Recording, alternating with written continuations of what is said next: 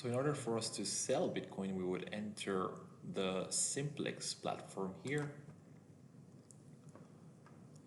And in this case, we'd like to select that I like to sell.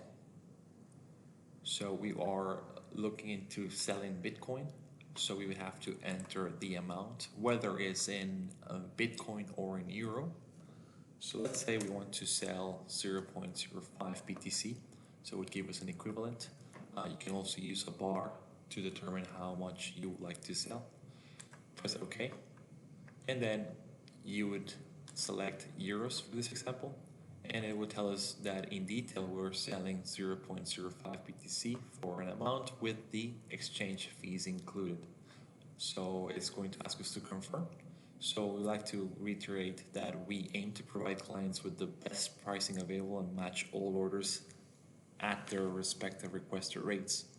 There are times, however, due to an increase in volatility or trade volumes where orders may be subject to slippage, which results in a fill rate that is not at the rate that was initially quoted.